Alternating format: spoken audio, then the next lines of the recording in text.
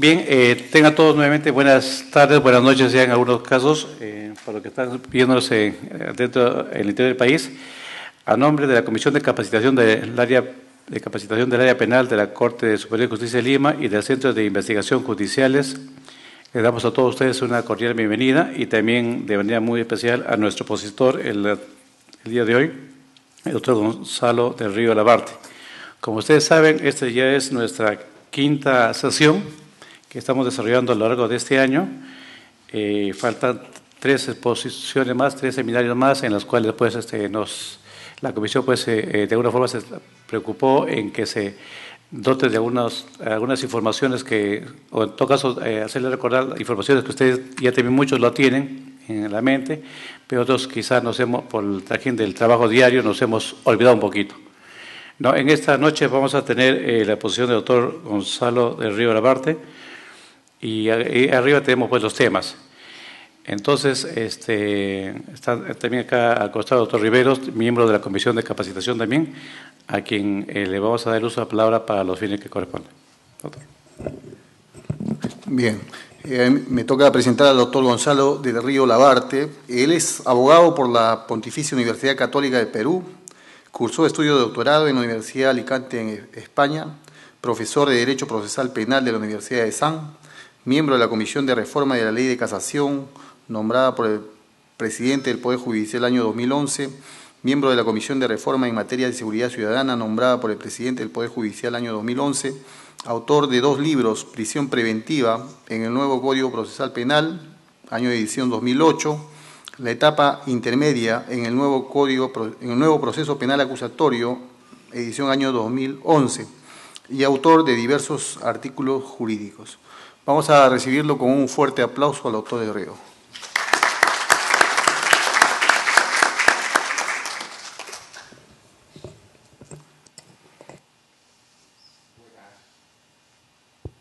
Buenas noches.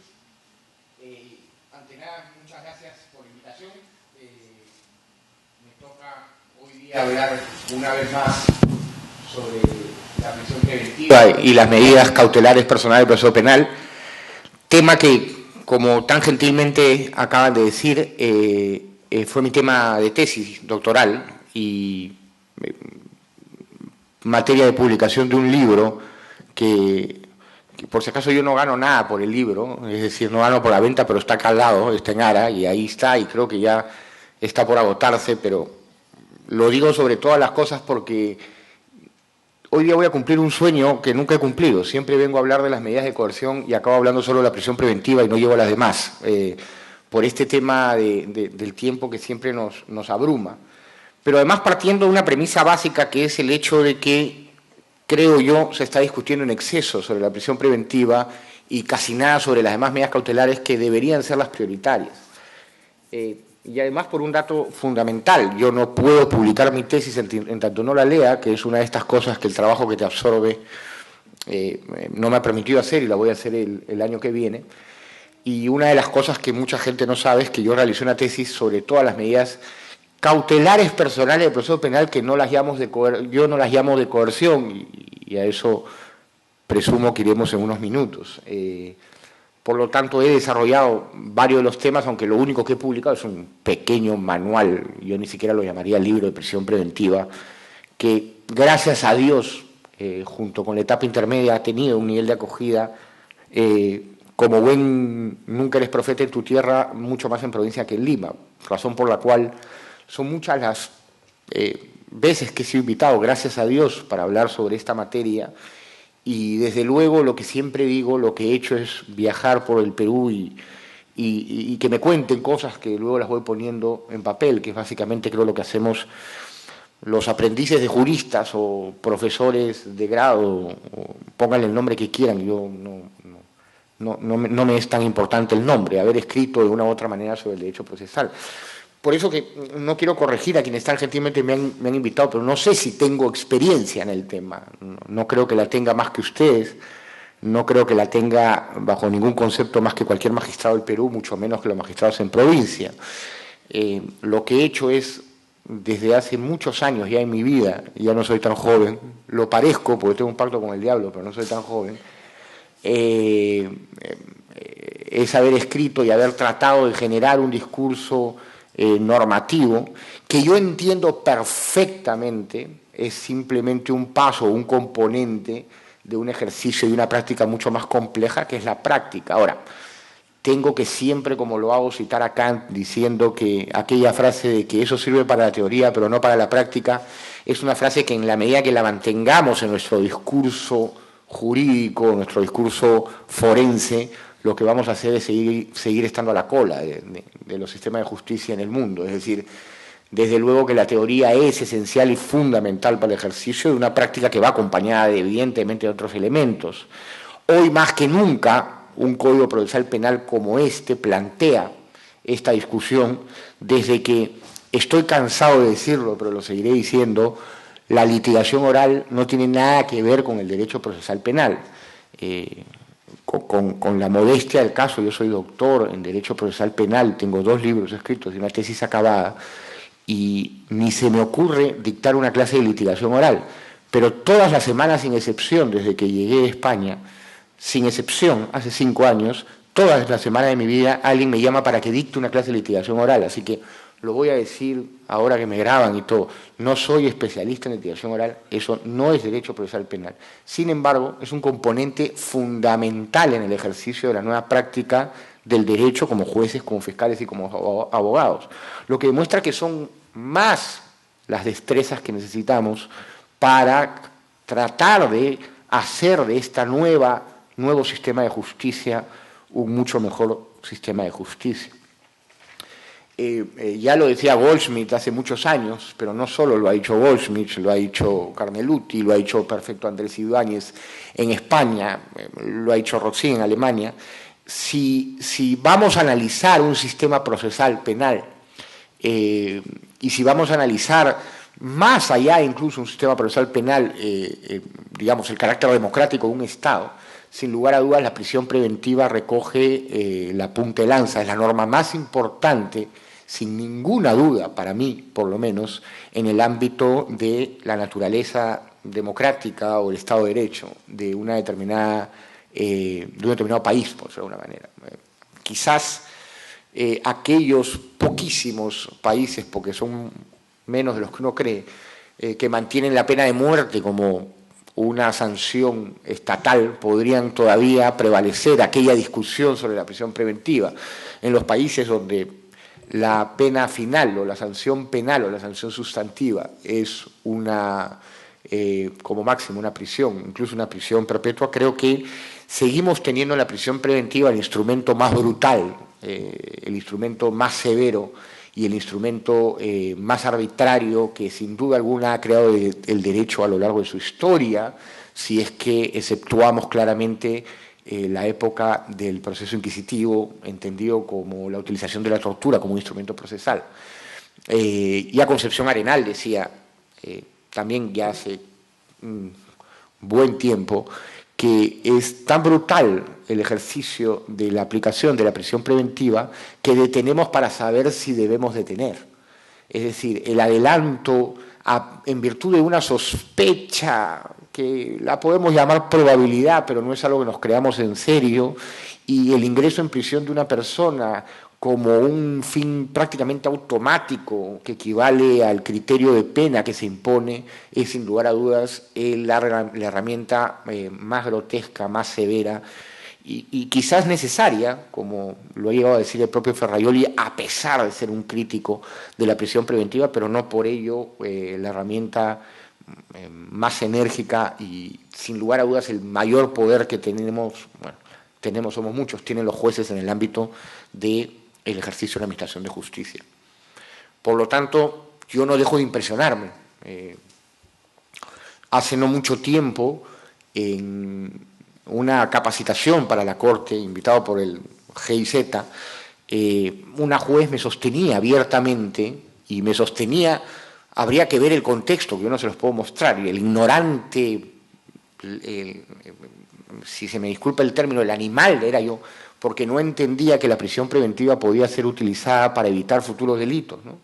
Y me discutía con efervescencia y con energía que cómo podía ser que tantos años estudiando la prisión preventiva yo no haya llegado a entender que la prisión preventiva evitaba futuros delitos. Es decir, era y es una sensación por la cual seguimos aún hoy con un nuevo Código Procesal Penal, con un nuevo sistema de justicia y con un nuevo desarrollo jurisprudencial y con una nueva historia del derecho, no en el Perú, en Latinoamérica, nadando en el desierto.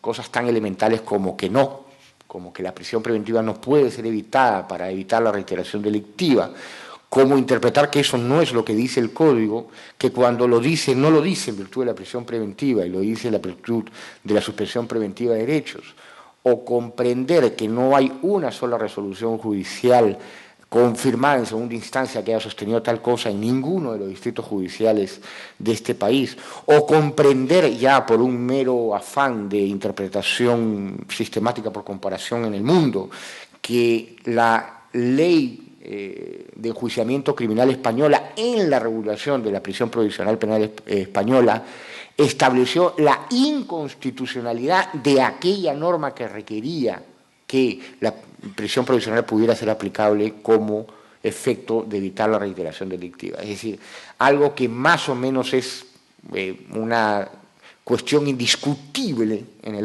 derecho, es algo que hoy en día encuentro en este caminar donde hay un nuevo código, pero el nuevo código no cambia a las personas. Desde luego no es mi propósito convertirme en ningún tipo de profeta en el ejercicio de esta materia, pero sí seguir insistiendo. La terquedad es una de mis pocas características, no sé si buena o mala, pero es una de mis pocas características y es una que decido mantener, sobre la base no de un garantismo inútil, en el que yo no creo, ni un garantismo por garantismo, en el que tampoco creo. Yo siempre sostengo y digo, y lo voy a decir antes de empezar con la materia, que lo único que entiendo por garantismo es que estén en prisión los que tienen que estar y que no estén en prisión los que no tienen que estar. No entiendo por garantismo ninguna debilidad del Estado, ninguna debilidad de la política criminal del Estado, ni ninguna afán de debilitamiento del ejercicio de la administración de justicia. Por garantismo entiendo justicia, y la justicia exige, insisto, y aunque parezca una simpleza, la defiendo y la protejo como una idea, el garantismo significa que quienes tienen que estar adentro deben estar adentro y quienes no, no. Punto. Nadie...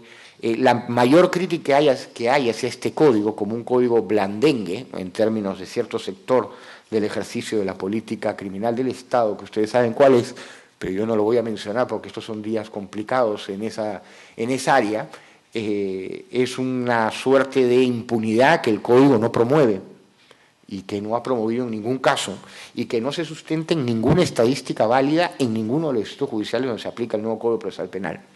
Por lo tanto, seguir sosteniendo eso es sostener lo que los americanos llaman bluff, es establecer una idea a fuerza que no se corresponde a la realidad y que lo único que trata es persuadir sobre la pérdida de un poder. Me refiero al poder que ha perdido la policía en el ejercicio de la investigación penal.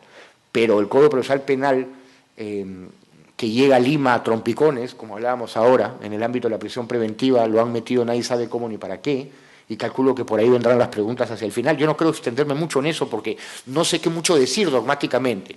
Hay una norma, la 376, que ha metido la prisión preventiva, no sé por qué la ha metido, ni para qué la han metido, ni cuándo la han metido, no sé ni cómo la han metido, la norma no sabe cómo la ha metido, no sabemos cómo aplicarla, me compadezco terriblemente con quien tenga que hacerlo todos los días, a mí no me toca tantas veces a la semana, y no puedo dar mayores explicaciones académicas respecto de una nueva formulación legal o reforma legal del Congreso que no tiene una cercana idea de la realidad. Es decir, aplique usted la prisión preventiva, muchas gracias, pero ¿cómo? ¿Dónde? ¿Con quién? ¿Cuándo? ¿Quién apela? ¿Quién viene? ¿En qué audiencia la hago? ¿En qué tiempo lo hago? ¿Con qué personal lo hago? Es la típica reforma que todavía seguimos creyendo que el cambio de una ley cambia realidades, ¿no?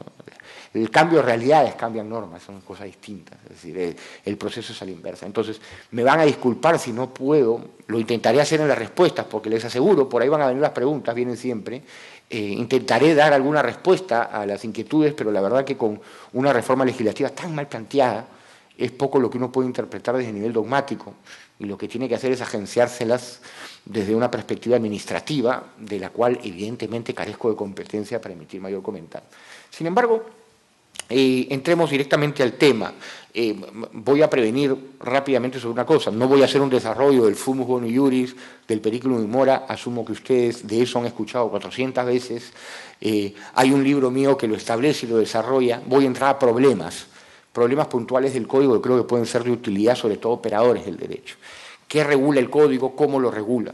Y como dije al inicio, voy además tratar de dejar a la prisión preventiva en su lugar por ahora y entrar a otro tipo de criterios mucho más importantes que no han sido desarrollados.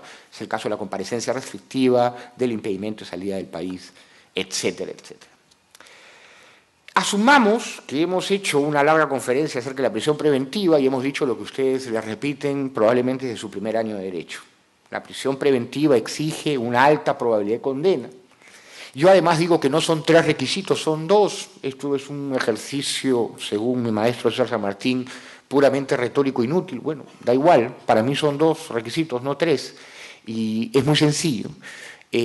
No creo que exista el requisito de una pena superior a 4 años, el requisito de una alta probabilidad de condena y el requisito de peligro de fuga u obstaculización. Creo que son 2. El periculum in mora o el peligro de obstaculización y el fumus boni iuris, que es una alta probabilidad de condena a una pena superior a 4 años. Es decir, ese es un conjunto integral, llamémoslo así, ¿no? Es una condición que está integrada por 2 partes. Que la alta probabilidad de condena lo sea solo respecto de imputaciones penales cuya pena pronóstico puede superar los 4 años. Por lo tanto, para mí no hay requisito, hay 2. Uno es un requisito complejo. No es la alta probabilidad de cualquier condena, es la alta probabilidad de una condena que por lo menos debe superar los 4 años. Desde esa perspectiva, ya tenemos más o menos claro que hablamos de una alta probabilidad de condena, por tanto no estamos en una sospecha, en una posibilidad, estamos en una probabilidad, además en una probabilidad alta, cercana a la certeza, y estamos sobre la base de un pronóstico que tiene que estar rodeado de los elementos indiciarios que dan inicio al proceso penal, pero que constituyen base suficiente para considerar esa situación. A eso le llamamos, apariencia de buen derecho, le llamamos fumus comissi delicti, lo llaman algunos, y otros fumus boni iuris. Esto es una guachafada tremenda, son varias formas de explicar más o menos lo mismo. Yo hace mucho tiempo, cuando era más joven, me quedaba en las cuestiones terminológicas. Hace buen tiempo entendí que sirven para muy poco, por no decir para nada. No encuentro una diferencia sustancial, o no encuentro, a menos en el nomen juris de una u otra condición de la apariencia de buen derecho, algo que me permita ofrecer una distinta perspectiva. Desde esa perspectiva ya sabemos eso. Si yo insistiera en eso, caería en un ámbito tremendamente aburrido, porque ya lo han escuchado demasiadas veces. En el ámbito del periculum in mora también sabemos que hay distintos criterios que hay que aplicar. Y sabemos que hay distintos criterios que hay que aplicar, que gracias a Dios hoy, en el artículo 1269, peligro de fuga, y 270, peligro de obstaculización probatoria, el nuevo Código Procesal Penal no nos deja libre albedrío, sino que lo que permite es crear ciertas señas o pautas de interpretación. Es decir, nos ofrecen lo que podríamos entender como causales o motivos que deben ser analizados a efectos de establecer que existe el periculum in mora o peligro procesal. Desde esta perspectiva, ya se ha discutido en exceso acerca de la gravedad de la pena como criterio informador del peligro de fuga, aunque yo creo que también lo puede ser de la obstaculización probatoria, que son otros datos. Sin ánimo de insistir demasiado en algo de lo que también han escuchado hasta el agotamiento, yo diría acá algunos datos que me parecen importantes. El primero, la gravedad de la pena a imponer es un criterio que aun cuando los garantistas más sólidos hayan tratado de expulsarlo del proceso, creo que hoy por hoy es imposible. El sostener actualmente que la gravedad de la pena a imponer en un caso no constituye criterio para evaluar la posibilidad de fuga del imputado, me parece que cae en un ejercicio excesivamente naif o inocente.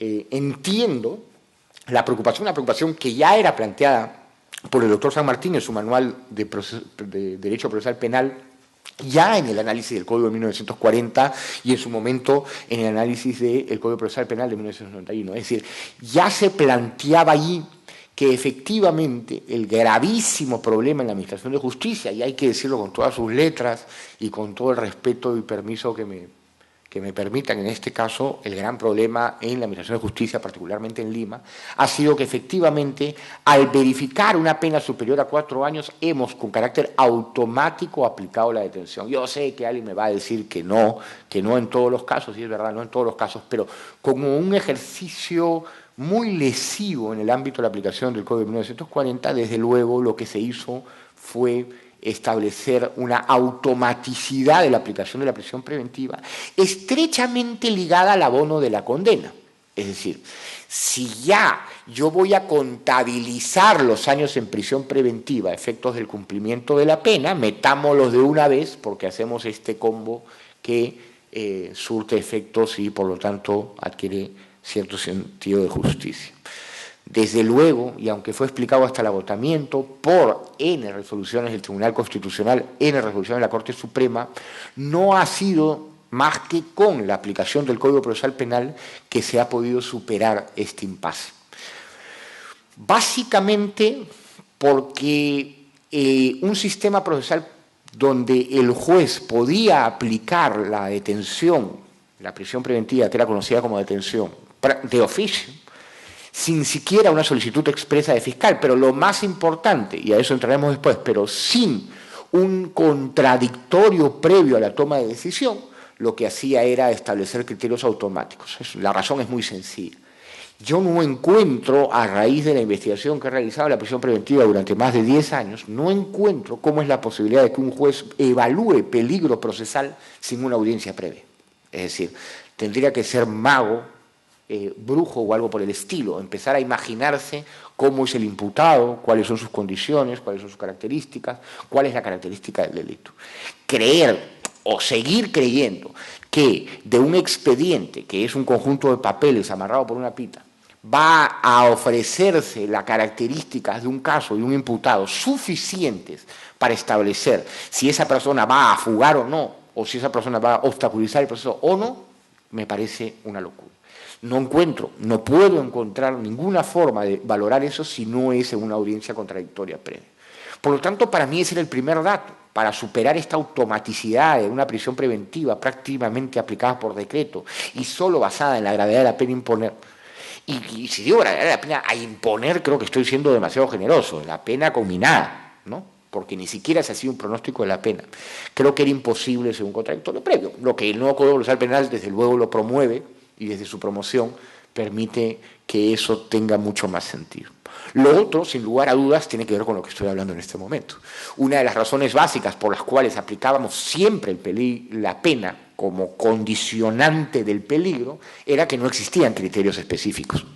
Es decir, el legislador no nos brindaba pautas para saber cómo es que teníamos que movernos en el ejercicio de la interpretación del peligro procesal. Al brindarlas, evidentemente nos dotan de herramientas para no quedarnos en un solo criterio, o para ponderar ese criterio con otros, o para sustituir una misma forma de interpretación. Eso es lo que hizo el Código, fundamentalmente en la base del peligro. Ahora, al punto que iba. ¿Por qué el Código, intentando cambiar esta automaticidad, no saca la gravedad de la pena como criterio? Propuesta además del profesor Burgos Mariño, juez superior de la Corte de la Libertad, si es que no me equivoco en este momento. Yo no estoy de acuerdo con la propuesta de derogación de ese motivo porque creo, insisto, que es inocente. Es decir, yo creo muy poco, volviendo al tema con el que inicié mi conversatorio, creo muy poco en estas derogaciones de cosas que no nos gustan como si fueran a cambiar la realidad de las cosas. Si nosotros hoy derogamos o excluimos del Código Procesal Penal la figura de la gravedad de la pena, no vamos a lograr bajo ningún contexto que las prisiones preventivas no se justifiquen en la gravedad de la pena, sino que lo que vamos a hacer es crear un argumento subrepticio. Es decir, estoy absolutamente convencido que ustedes, jueces, quienes lo sean, van a tener siempre en mente la gravedad de la pena como criterio de peligro. Porque, desde luego, si yo tengo una acusación por un delito de terrorismo o si tengo una acusación por un delito de difamación, mi reacción frente a la generación de un proceso penal no va a ser la misma. No la es aquí, no la es en Malasia. Sobre esa perspectiva, sostener hoy que la pena que pudiera recibir un imputado en un proceso penal no afecta su conducta frente al proceso, particularmente creo que es una mentira. Una mentira que nos podemos creer en son del garantismo, el debido proceso penal, y etcétera, etcétera, pero que es una mentira. Va a estar ahí. Y yo soy un convencido que prefiero que el criterio esté, que lo podamos mirar, plantear y discutir, que lo podamos atacar, que el hecho que retiremos un criterio motivo del Código Procesal Penal que va a seguir estando en la mente de los juzgados. Y eso es algo que mantengo con claridad. Pero además lo sostengo desde una perspectiva teleológica. Creo que la gravedad de la pena debe ser evaluada.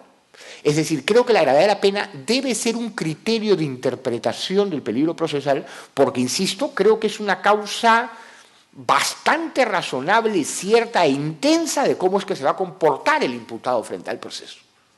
Y creo que debe ser valorada. Lo que pasa es que no tenemos que hacer el salto que no sé por qué razón en Sudamérica lo hacemos hace 100 años. Como la gravedad de la pena es, me basta. No me basta. No me basta, lo dice el Tribunal Europeo de Derechos Humanos, no me basta, lo dice la Corte Interamericana de Derechos Humanos, no me basta, lo dice el Tribunal Constitucional Peruano, no me basta, lo dice la Corte Suprema de Justicia del Perú, no me basta, lo dice la Corte Superior de Lima. ¿Quién más lo tiene que decir?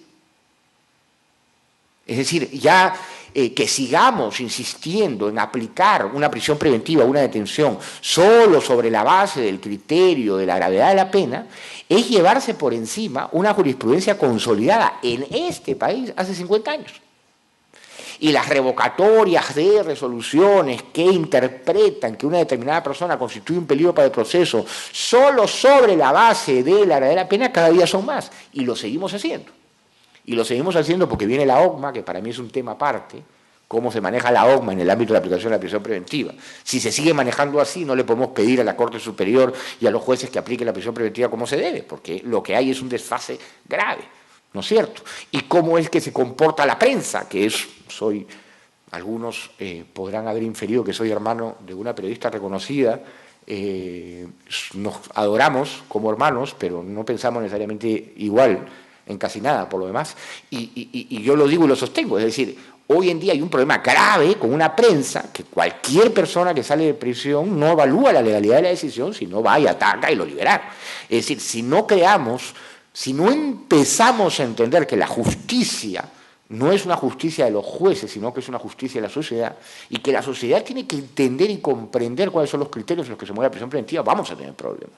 Pero lo que no podemos hacer es seguir manteniendo a alguien en prisión hasta que nos revoquen la decisión. Yo tengo el caso de una juez que me dijo a mí, nunca lo voy a olvidar hasta que me muera, doctor, yo sé que su defendido no debería estar preso, y yo sé que me lo van a revocar, pero en estas 6 semanitas para que aprenda. Eso me lo han dicho a mí, en este país. No voy a decir la jurisdicción. Y yo le dije, entonces esperamos, ¿no? Esperamos 6 semanitas. ¿Y en 6 semanitas qué hacemos? Ya ve usted, pues, pero para que aprenda.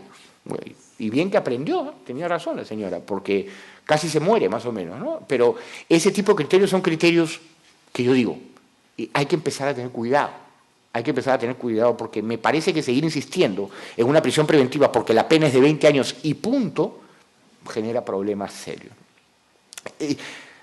Eso es una cosa. Otra cosa es decir, oiga usted, la gravedad de la pena no es criterio sin constitución. No es inconstitucional. La gravedad de la pena influye en la conducta. Insisto, no puede ser lo único. Y siempre pongo ejemplos. Hay una excelente película donde el protagonista principal de la película está 30 años en prisión, sale de prisión, no entiende la vida, no entiende el mundo, no entiende la calle, no entiende los teléfonos, no entiende los carros, no entiende los semáforos y lo único que quiere es volver a delinquir para regresar a prisión.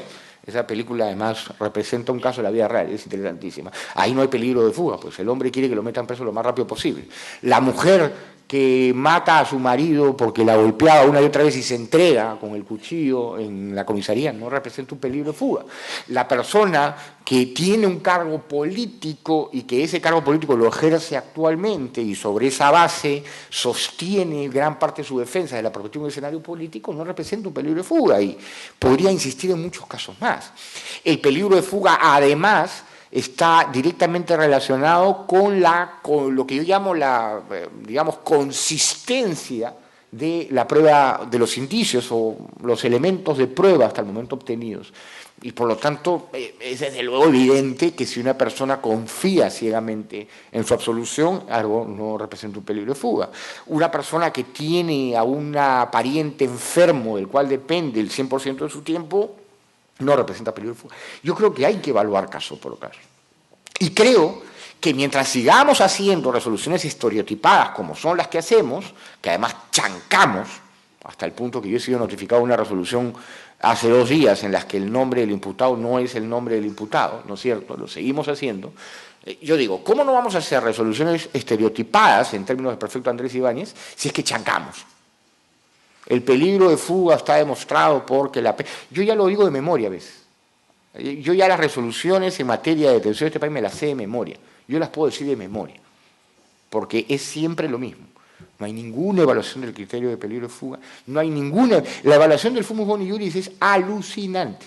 Es decir, es de acuerdo a los recaudos acreditados en autos, habría suficientes razones, seguimos diciendo suficientes en el nuevo Código Procesal Penal cuando ya hemos recontra superado la versión del Código del 90, suficientes elementos de que recibirá una condena. Bueno, ¿y eso qué significa? ¿No? Es decir, hay que tener cuidado, y a eso iba a ir con la motivación, pero hay que tener cuidado con esto de yo juez he mirado, ¿no?, y sé que cumples con el... Eso no es motivación, ¿eh?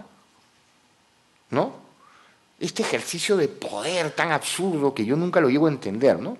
El creer que la motivación es decir, estoy convencido por si acaso. No, está bien, estás convencido, pero la garantía de justicia que se llama motivación, en verdad y con todo respeto, no le importa un pepino que ustedes estén convencidos, sino que expresen las razones de ese convencimiento. Entonces, si yo pongo una frase como, una vez evaluados los autos, llegamos a la conclusión de que existe un alto grado de probabilidad, no estoy diciendo nada. Estoy diciendo, es como que yo ponga en una frase que quiero mucho a mi papá, claro, pero no estás diciendo nada, ¿no? Cuidado con evaluar la alta probabilidad de condena, cuidado con evaluar la prognosis de pena en términos de lenguaje estereotipado. O sea, casi segurito que va a recibir contra... A ver, señor, ¿por qué? ¿No? Punto número 1, el establecimiento de tercios que ahora hace la 336, ¿no? Decir, en este caso se presume el agravante tal, se incorpora, sobre esa base la pena estaría sobre los 4 años. Concretamente, este es mi pronóstico futuro, que se confirmará en el proceso. Tengo un interrogado, un testigo, una pericia. Estos son los elementos, alta probabilidad de condena, cumplir un requisito. No, yo creo, he revisado los autos. No. Un conteo de la prueba que me permite como juez tener los suficientes elementos de convicción para aplicar la prisión preventiva. Y ojo, nuevo Código Procesal Penal, prisión preventiva integrada por la Ley de Seguridad Ciudadana. El fiscal tiene que haber aportado esos elementos. Y yo tengo que haberlos valorado en función de la aportación. Y esto es algo que yo critico muchísimo en provincia. Va el fiscal con todos los elementos, medios de prueba que acreditan la fuga. Y yo digo, ¿y el fumus? No, eso se da por cierto. Cuidado, ¿qué acredita que hay una alta probabilidad de condena? Yo tengo un proceso penal donde una persona se indica a otro de violación. Todo lo que tengo. Inicio proceso penal, por la razón que fuera. ¿Tengo razones suficientes para aplicar prisión preventiva? Uy, sí, claro, no tiene domicilio conocido, el delito es grave. Un ratito. ¿Hay alta probabilidad de condena? ¿No? Esa pregunta ya ni la hacemos, saltamos. Antes saltábamos el peligro procesal, ahora saltamos el fumus. Esos son los errores que suelen constituirse en los cambios de paradigma. No solamente mejoramos en unos aspectos, retrocedemos en otros. Antes al menos evaluábamos mejor el fumus, ahora nos estamos saltando el fumus. Es decir, ya damos por cierto. Y ojo que no hay autoapertura de instrucción en el nuevo Código Procesal Penal. No es un dato menor. Si no hay un autoapertura de instrucción, el juez está en la obligación de valorar el fumus, porque no lo ha valorado con carácter previo. Yo puedo entender en el Código 40, puedo entender que un juez diga, a ver, he dictado autoapertura de instrucción. Para mí fumus hay, si no lo hubiera abierto, ¿no? Que es la posición, por ejemplo, de los españoles. Pero en un sistema con el nuevo código, saltar de frente al peligro procesal es otro error de establecer. Por eso que yo digo, mejor no pongamos 3 criterios, porque 3 criterios ya parece demasiado. 2, bien claro. Alta probabilidad de condena, una pena superior a 4 años, expresada, motivada en la resolución, y alta probabilidad de que el imputado, de ser el caso, puede fugar obstaculizar la actividad probatoria. Eso hay que motivar en la resolución. E insisto, motivar no es, he mirado los actuados y he llegado a la conclusión que va a tener una pena 4 años. Ahí usted, con todo respeto, no ha motivado nada. Lo que ha dicho es algo que le provoca decir. Eso no es motivación. Es decir, es arribar a la conclusión con una frase lo suficientemente larga para que alguien crea que está motivando, ¿no? Eso no es motivación.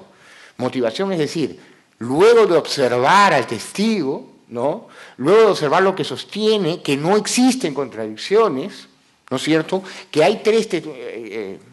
yo no soy magistrado, podré usar un ejemplo de la vida real. Caso Urtecho, el congresista. Ese es un ejemplo, ¿no? Lo pongo como ejemplo académico, ¿no? No tengo ningún... Yo no voto, ¿no? Para el que tenga alguna duda ahí. Todavía hay gente que me trata de poner a mí en un partido político u otro. No voy a participar en política nunca, y si lo hago algún día, llámeme la atención. No voto, ni me interesa, no sé ni qué partido es, creo. Ese es mi nivel de ignorancia sobre la política, y ese es mi nivel, el nivel técnico con el que me planteo mis investigaciones procesales. Pero yo digo, este caso yo lo vi en televisión y yo decía, 1, 2, 3, 4 testigos, no se conocen entre sí, todos son coherentes, congruentes, todos el mismo modus operandi. ¿En verdad teníamos que discutir tanto? Y una prensa que a Rosario Ponce la quería más o menos que masacrar, nadie sabe muy bien por qué, porque estaban molestos, porque se reía cuando no debía, ¿no? Esa misma prensa, en el caso de este congresista, decía, bueno, habrá que investigar. Yo decía, bueno, está bien, presunción de inocencia y más, pero habrá que investigar. ¿Qué? Fue tal la contundencia de la prueba que él mismo sale y ya saben ustedes lo que dice. No voy a insistir más en el caso porque no quiero convertir esto en un escenario para discutir cuestiones que no sean técnicas, pero me parecen 2 buenos ejemplos. Es decir, hay momentos en los que yo tengo un fumus claro y tengo un caso claro. Pero a ver, alguien en su sano juicio podría evaluar el caso Rosario Ponce, lo pongo en ristre, como un caso de prisión preventiva, y podríamos discutir sobre el peligro procesal, una muchacha que no vive en Arequipa, que tiende a tener conducta, podrían hasta decirme que le gusta modelar, no sé, lo que fuera. Podríamos discutir peligro procesal. Fumus boni iuris, apariencia y buen derecho, ¿podemos discutir en ese caso? Mi respuesta comprenderán que es contundente, ¿no? Contundente. El caso Eva Bracamonte Pfeffer, el caso de Eva Pfeffer, no. En tanto esté en ristre, tampoco me gustaría comentarlo detalladamente, aunque lo he comentado públicamente en un blog, pero yo digo, si uno revisa la resolución que declara nulo ese proceso, independientemente de lo que evalúa, no podemos llegar a la conclusión firme de que no hay fumus boni iuris siquiera ahí. Es decir, que la interpretación del material instructorio uno es incapaz de decir que hay una alta probabilidad de condena. Yo tengo bastante clara mi posición, ustedes tendrán otra, pero por lo menos podemos motivar eso más allá de, mira, he mirado y estoy convencido. No, yo les puedo decir ahora, la principal tesis de incriminación, en virtud del cual alguien podría haber abierto dentro de la casa, es una tesis que es aplicable tanto a ella como a todos los demás que estaban ese día en la casa. Y no hay ningún efecto de distinción. Alguien me podrá decir, no, doctor, si hay efecto de distinción. Perfecto. Estamos motivando, ¿me dejo entender? Que eso es lo que yo exijo en materia de prisión preventiva. Lo que no digo es, yo creo y he pensado y he evaluado con seriedad, y luego he evaluado con seriedad, fíjese usted, hay fumus boni iuris. Eso es lo que creo que hay que evitar. En el ámbito del peligro de obstaculización, me parece que el ámbito de la motivación está más claro porque el pronóstico de afectación del material probatorio es constatable de una manera empírica. Lo que me preocupa en el ámbito de la obstaculización probatoria es la cuestión de tiempos. Yo he recogido el material probatorio y lo tengo. ¿Qué peligra? ¿No? No he encontrado una sola variación de prisión preventiva en el nuevo Código Procesal Penal que diga, bueno, impusimos prisión preventiva, u otra medida cautelaria, eso voy luego, impusimos prisión preventiva por peligro de obstaculización probatoria, pero ya aseguré la prueba. Bueno, déjalo. No hay eso. Es decir, creo que teniendo una correcta valoración de de la obstaculización probatoria no tenemos necesariamente una correcta valoración del tiempo. Rebus sic stantibus. Nosotros solemos decir stantibus, pero la traducción o la pronunciación correcta es rebus sic stantibus. ¿Qué es el rebus sic stantibus? Que aquello que cambia en el transcurso del proceso modifica las razones de la aplicación de la medida coercitiva. De la medida de coerción, le llama usted, yo le llamo medida cautelar personal porque eso es lo que es. Eso es otro cuento. Pero, es decir, si cambian las circunstancias, cambia la medida o se levanta la medida. Ok. Si cambia el objeto de protección, que es la prueba, cambia la medida, no, ahí no. ¿Por qué? Porque seguimos teniendo esa historia de que medida decretada, medida intransformable, ¿no? Que es otro de los problemas que viene desde un Código Procesal Penal del 90, experimento que introdujo la detención, digamos la nueva detención, la detención intermedia, y en el que se decía que se requería nueva prueba para cambiarla, cosa que yo nunca entendí, ¿no? ¿Qué es nueva prueba en el ámbito de la instrucción o de la investigación preparatoria? Si es que ahí no hay prueba. La prueba se hace en el juicio oral, primero. Ah, no, no es nueva prueba, son nuevos elementos. ¿Qué son nuevos elementos? ¿El transcurso del tiempo es un nuevo elemento? ¿El que tenga un hijo es un nuevo elemento? ¿El que quiebre es un nuevo elemento? ¿El que me gane la tinca es un nuevo elemento? ¿Son hechos? ¿Son pruebas? ¿Son criterios que he de probar? ¿El invierno, el verano? Es decir, sigo defendiendo una variación de las medidas cautelares por todo lo que haya que valorar. Y sigo defendiendo que creer que una medida decretada, medida inamovible, es un error fatal que desconoce el carácter provisional, accesorio, instrumental de la prisión preventiva. Esta idea de, señor, yo ya le apliqué la detención y usted ya no puede hacer nada, a menos de que me traiga al muerto, ¿no es cierto?, vivo, me parece que es uno de los errores más graves que hoy enfrentamos. ¿Por qué lo digo? Porque no creo que sea necesaria nueva incorporación. Y en el sistema anterior se llegaba al absurdo de que como el juez estaba convencido de que se había equivocado. Un caso, vuelvo a poner mi ejemplo, el de Rosario Ponce, yo creo que algunos no estarán de acuerdo conmigo, porque esto va a llevar hasta una serie de televisión, pero creo que la gran mayoría estará de acuerdo que ese caso fue una barbaridad jurídica. Para mí lo fue. Para mí, hasta ahora no entiendo cuál era la prueba incriminatoria en ese caso. Nunca la encontré. Si alguien me la puede presentar, se lo agradeceré, ¿no? Pero yo digo, uno ve y dice, Dios mío, me equivoqué, somos seres humanos, ¿no? Aquellos casos de legítima defensa me parecen los más prístinos, ¿no? Todo a la televisión, la prensa, todos nosotros, todos menos el juez de la causa saben que fue legítima defensa, ¿no? Y a uno vienen y le enseñan un video, le abren los ojos y dicen, ay, me equivoqué. ¿Sabe qué? Pero no hay nueva prueba, no le creo que no haya nueva prueba. ¿Y cómo es que usted está convencido de todo lo que no estaba convencido ayer? Pero hay una formalidad, ¿no? Increíble. Limitar la libertad es una formalidad. Entonces yo he tenido casos donde el juez me ha dicho, pero ya sé, mañana hacemos la instructiva, nueva prueba, y lo liberamos. Miren el absurdo.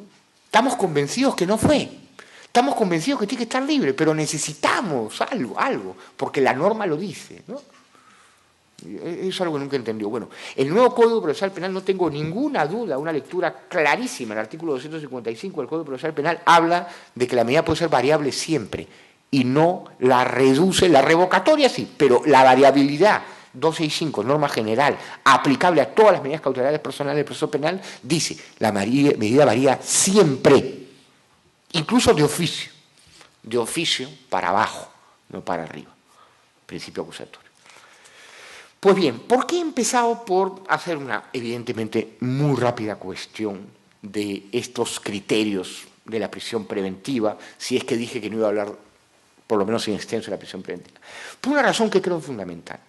Una de las primeras cosas que yo creo que no están del todo claras, y es bueno tenerla clara, es entender que estos criterios también se aplican a las demás medidas cautelares personales del proceso penal. Una de las cosas que yo hice en mi trabajo de investigación es tratar de dotar de contenido a las demás medidas cautelares del proceso penal. Es decir, Si yo tengo un artículo 268, 269 y 270 que evalúan a grandes rasgos, pero que evalúan y definen cuál es el fumus boni iuris y cuál es el periculum in mora, y por tanto cuál es su ámbito de análisis y de aplicación, si voy hacia el artículo 286 y siguientes, comparecencia restrictiva, impedimento de salida, no encuentro exactamente lo mismo. La primera pregunta que debo hacerme desde una perspectiva dogmática es: ¿tiene la comparecencia restringida, el impedimento de salida, la suspensión preventiva de derechos, la detención domiciliaria, tienen requisitos que podamos definir de la manera como definimos la prisión preventiva? Mi respuesta es claramente sí. Claramente sí. La comparecencia restrictiva, el impedimento de salida, la suspensión preventiva de derechos, la detención domiciliaria, todas ellas medidas son medidas que responden a dos requisitos básicos: el fumus boni iuris y el periculum in mora. No son exactamente los mismos requisitos con distinta intensidad. Porque siempre hago una pregunta a los jueces que tengo la suerte de conocer en provincia. ¿Usted evalúa el artículo 269 y el 270 para aplicar comparecencia restringida? Y siempre la respuesta es no, imposible. Entonces, ¿cómo sabe usted cuál es la razón por la cual aplica la comparecencia? Bueno, porque no hay que aplicar la prisión preventiva. Entonces, no es así. No es así, hay que tener cuidado. Lo que hace la comparecencia restrictiva es establecer una medida cautelar personal del proceso penal que responde a una distinta intensidad del peligro de fuga u obstaculización, pero a un peligro finalmente que debe establecerse a raíz del artículo 269. Y tenemos que ver peligro, el arraigo en el país del imputado, la gravedad de la pena, el comportamiento del imputado durante el proceso. Yo no incluyo el daño resarcible, espero tener tiempo para explicarlo eso más adelante. Pero sin duda alguna, tengo que evaluar los mismos criterios. No son otros criterios los que tengo que evaluar, sino es una distinta intensidad de peligro la que tengo que evaluar. Yo no aplico la comparecencia restrictiva porque el peligro de fuga sea otro o basado en otros criterios. Yo aplico la comparecencia restrictiva porque ese peligro de fuga que se basa en los mismos criterios es un peligro de fuga que no debe evitarse con la prisión preventiva, sino que puede evitarse con otras medidas menos agresivas. Principio de necesidad o principio de proporcionalidad, su principio de necesidad. Señores magistrados, en tanto sean magistrados y para que honren la carrera de magistrados, nunca pueden aplicar en un proceso una medida más intensa que otra que también pueda cumplir el mismo objetivo. Regla número 1 de los derechos fundamentales, de las garantías procesales y del debido proceso. Aquel juez que vaya sobre seguro, lo que yo llamo sobre seguro, aplico prisión preventiva para que no se me escape, es un juez que deshonra su carrera y el ejercicio profesional. Así de sencillo. El juez tiene como boca de la ley y como principal, primera y última palabra, le llama Jimeno Sendra, tiene que establecer siempre la medida menos intensa pero igualmente capaz de cumplir con el objetivo. Por lo tanto, insisto, el peligro que se pretende neutralizar es el mismo y se basa en el 269 y el 270. Primer dato que yo tendría que ofrecer acá: cuando evalúen la aplicación de la comparecencia restrictiva, acudan al 269 y al 270, porque hay que seguir acudiendo a esos artículos. Otro dato que quiero incorporar desde esta perspectiva: si usted, doctor, dice que el peligro procesal es el mismo, el fumus boni iuris es el mismo, a ver, ni digo que el peligro procesal es el mismo, ni digo que el fumus boni iuris es el mismo, voy a ser más preciso. Los criterios que fundamentan el peligro son el mismo. ¿Me dejo entender? Arraigo, casa, comportamiento, arraigo familiar, etcétera, etcétera, etcétera. Antecedentes, en tantos esos antecedentes ofrezcan una línea de conducta procesal, no una conducta penal. Sobre esto necesitaría como 10 horas para hablar, pero en líneas generales esos criterios son los mismos. El peligro no es el mismo, porque si fuera el mismo aplicaríamos la prisión preventiva. La diferencia está en la intensidad de ese peligro. En el caso de fumus bonu iuris, esa alta probabilidad de condena como requisito sine qua non de la aplicación de la prisión preventiva, esa alta probabilidad de condena mayor a 4 años además, ¿es el mismo criterio aplicable a las demás medidas cautelares? Mi respuesta es no. Sigue existiendo un fumus bonu iuris como requisito, pero no ese fumus bonu iuris. Otra vez cambia en intensidad. ¿Y cómo es que trato de dotar de cierto contenido a esto? Y es interesante. Primer dato fundamental, analizar la comparecencia simple. Hasta el agotamiento veo resoluciones judiciales antes y después del nuevo Código Procesal Penal que interpretan que la comparecencia simple es una medida cautelar. Respetuosamente discrepo. Una medida cautelar tiene carácter instrumental, accesorio y supone una limitación de derechos fundamentales. Si alguno de estos requisitos está ausente en el ejercicio o aplicación de una institución jurídica, está usted ante cualquier cosa menos una medida cautelar.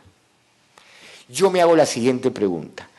¿Cuál es la limitación de derechos fundamentales incorporada por la comparecencia simple?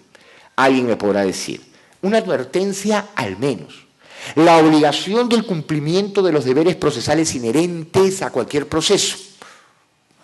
Es decir, si no me sujeto a las reglas del proceso, además hay una advertencia expresa en este código en el anterior, se te aplicará la prisión preventiva, o se te aplicará la comparecencia restrictiva, o se te aplicará el impedimento de salida.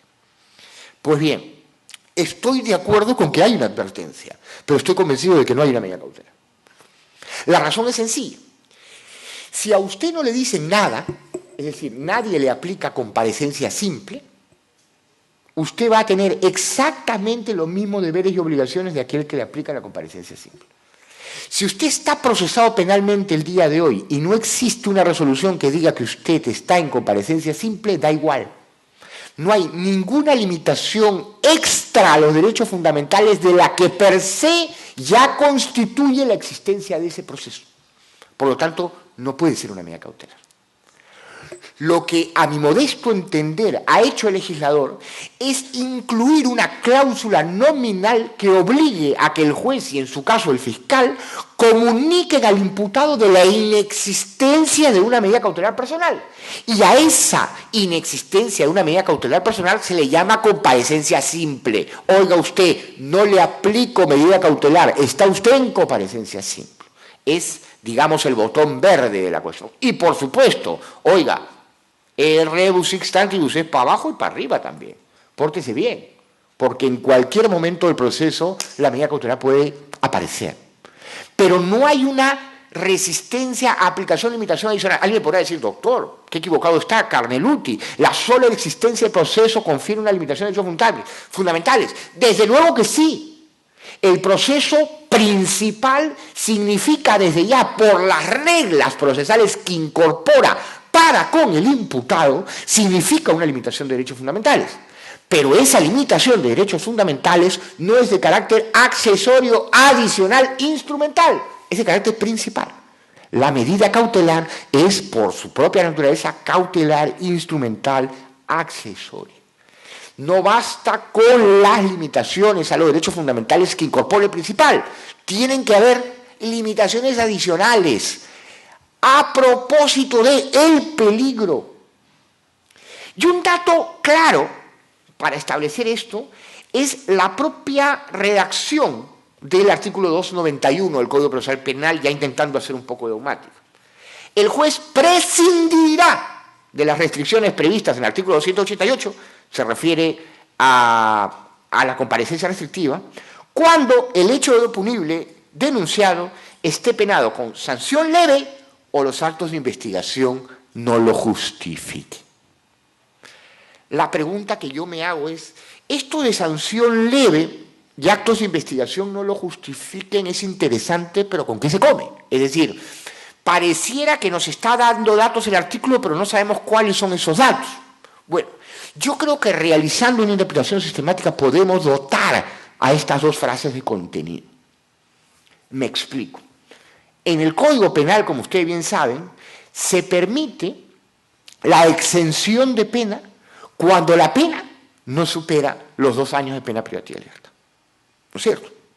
Pues bien, bajo ese contexto, yo sostendré lo siguiente. ¿Por qué el límite penológico, que no gravedad de la pena, son cosas distintas, el límite penológico, la pena que se exige en el fumus boni iuris para establecer que hay una alta probabilidad de condena, es de 4 años? La respuesta es sencilla, porque normalmente en nuestro sistema judicial, cuando la pena a imponer supera los 4 años, la pena es efectiva. Lo que nos está diciendo el Código no es que debemos meter presos preventivos a todos los que superen esa pena. Lo que nos está diciendo es a la inversa, que resulta muy duro y desproporcionado y por lo tanto inconstitucional meter a prisión a una persona cuando la decisión final de ese proceso ni siquiera va a ser igual de violento. Siempre pongo un ejemplo que algunos consideran exagerado, pero es un buen ejemplo. Si yo quiero que mi hijo de 2 años tome su leche y le doy 15 cachetadas para tomar la leche y la toma, yo podré decir, ¿he utilizado un instrumento? ¿15 cachetadas? Sí, ¿no es cierto? ¿Y esas 15 cachetadas ha cumplido con su función? Sí, tomó la leche. Pero ustedes me dirían, claro, doctor, pero las 15 cachetadas son peor que el que no hubiera tomado la leche. Proporcionalidad en sentido estricto. Ya es tan violento el instrumento que utilizó para lograr el objetivo que el instrumento no tiene sentido. El fin no justifica los medios. Proporcionalidad en sentido estricto. Lo mismo sucede con el presupuesto de los 4 años en la prisión preventiva. Es una proporcionalidad en sentido estricto legalizada. Lo que nos está diciendo el Código es, no vas a meter preso preventivo a alguien que no supera los 4 años porque no le vas a dar un mal menor que lo que constituye el propio posible resultado del proceso. Mutatis mutandi, cambiando lo que haya que cambiar, creo que ese mismo criterio es exactamente igual de aplicable a la comparecencia restringida. Si uno hace una evaluación, que no la voy a hacer hoy, porque salvo algún elemento no lo voy a hacer hoy porque no me alcanza el tiempo, si uno hace una evaluación de las restricciones que incorpora la comparecencia restrictiva, va a darse cuenta que son en esencia, no digo que idénticas, pero en esencia las mismas restricciones que incorpora la reserva del fallo condenatorio y la suspensión condicional de la pena. Por lo tanto, un dato fundamental radica en el hecho que normalmente las restricciones que incorpore la comparecencia restrictiva deben cuando menos identificarse con el resultado final de lo que va a dar ese proceso. Ergo, en un proceso donde la exención de pena es posible, en principio no debería aplicar comparecencia restrictiva, solo comparecencia simple. Ergo, cuando yo leo el 291 y el 291 me dice, prescindirás de la comparecencia restrictiva cuando la sanción sea leve, lo que me está diciendo el Código es, cuando el pronóstico de pena no supere los 2 años de pena privativa de libertad, obligación, no potestad, obligación, usted aplicará la comparecencia simple. Y ojo, no es un dato menor, les leo el 268. El juez, a solicitud del Ministerio Público, podrá prisión preventiva. Les leo la comparecencia. El juez de la investigación preparatoria dictará, pareciera imperativo, pero luego dice, siempre que, cuando regula la comparecencia restrictiva. La internación preventiva, que es la más rara de todas, podrá ordenar. La detención domiciliaria se impondrá siempre que.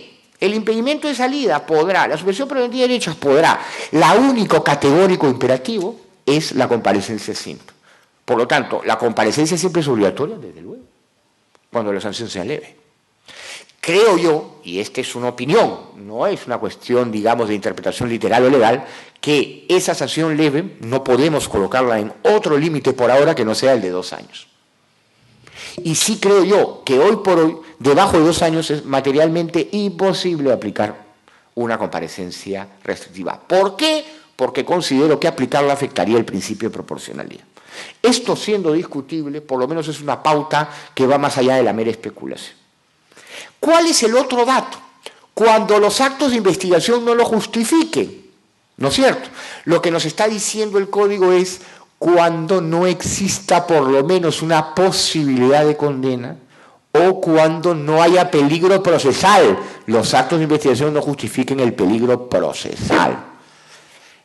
Insisto, la comparecencia restrictiva como la prisión preventiva exige la concurrencia de dos elementos, el fumus boni iuris y el peligro procesal. Por lo tanto, ¿dónde coloco el fumus boni iuris de la comparecencia restrictiva? Yo particularmente creo que lo debo colocar en la probabilidad, no en la alta probabilidad, distinta intensidad del fumus.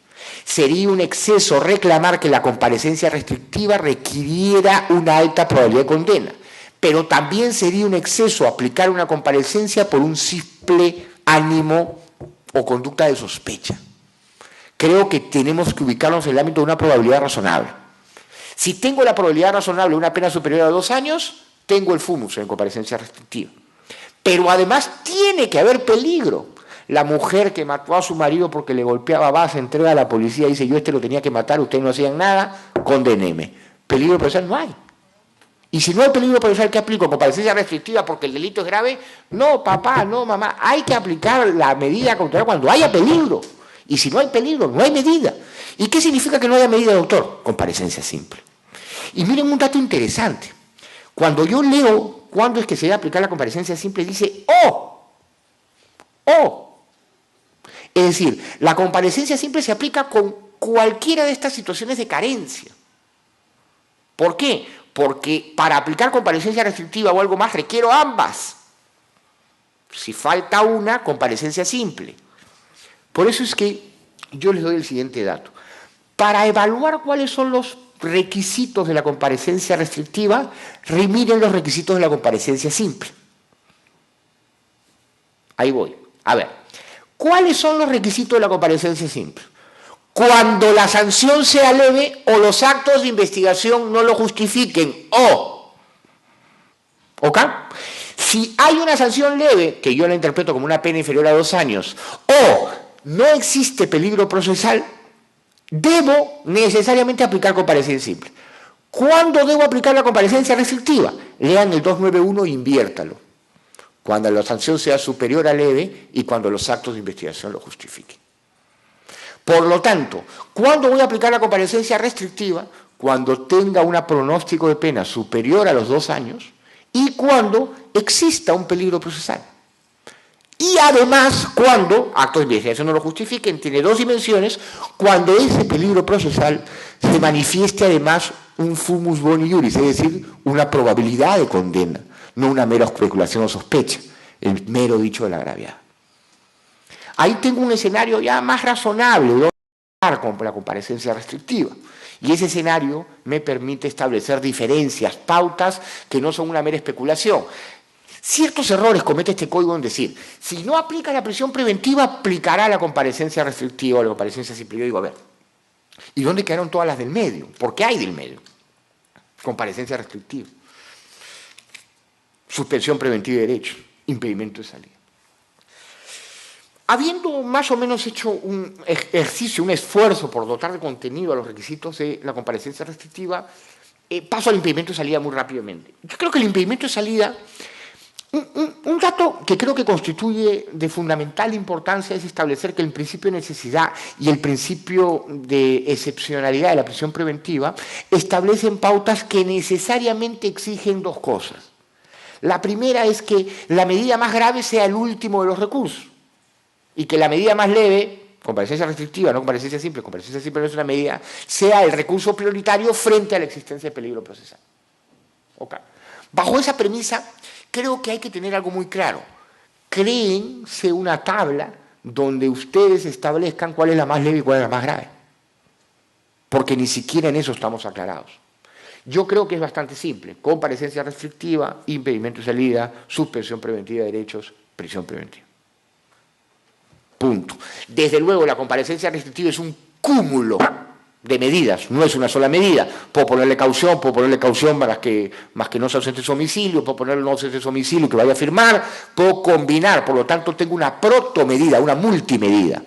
Y esas medidas que pueden individualizarse, todas las restricciones, alguna de las restricciones, solo una restricción, también tienen que tener un orden de aplicación en grado de intensidad. Porque lo que voy a hacer es evaluar Alguien me dirá, doctor, ¿pero qué equivocado está? En el nuevo Código Procesal Penal uno solo aplica lo que se le pide. Cuidado.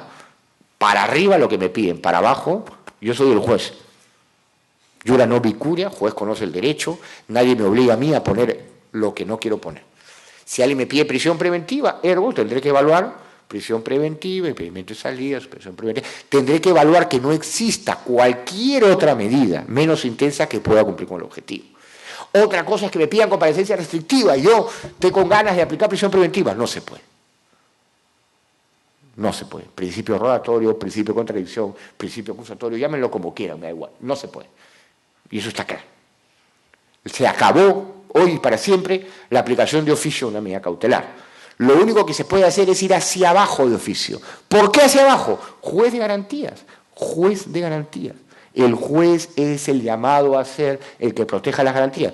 ¿Cómo va a saber un juez que se está afectando el derecho a la libertad de una persona y no va a hacer nada? ¿Cómo va a saber un juez? ¿Cómo va a estar convencido un juez que puede aplicar una medida menos agresiva que cumple el mismo objetivo y no va a hacer nada? Eso es imposible.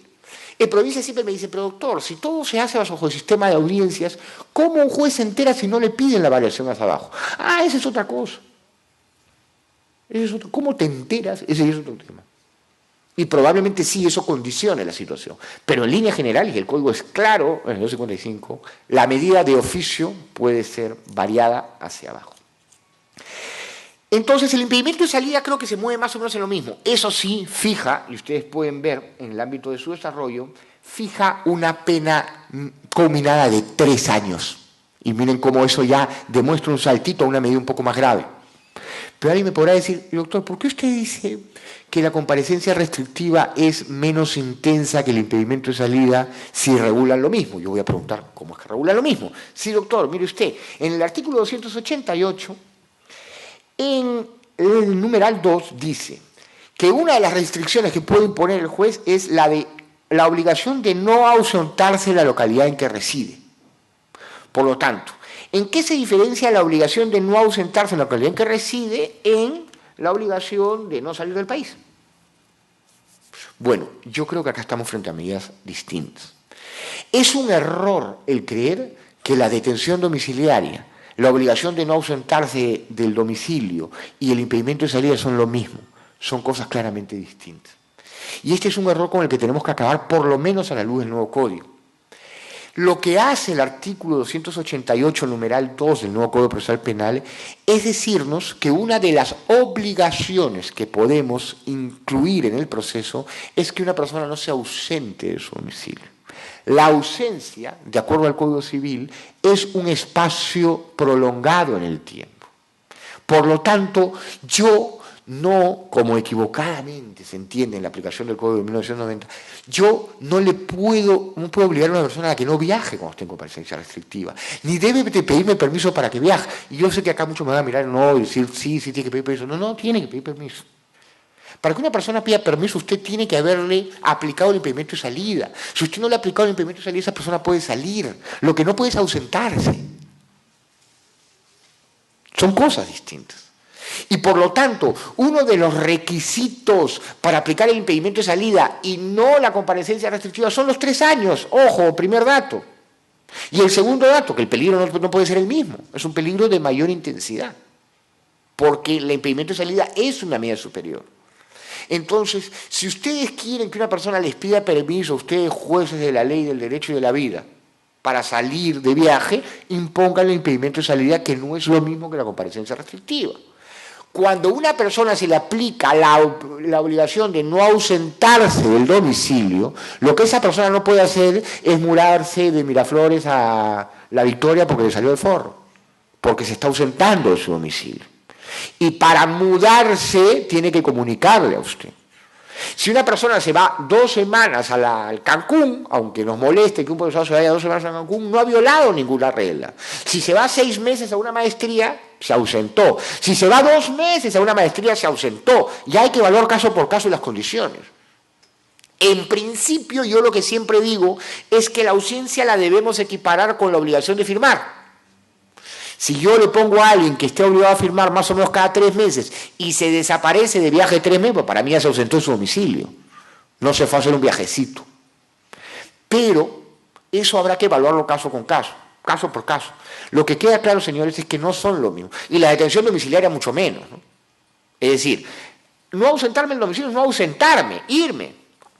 Que ese deje de ser mi domicilio por 2, 3 meses. Eso es ausencia, espacio prolongado del tiempo. No salir del país, una cosa clara, no pasar por frontera.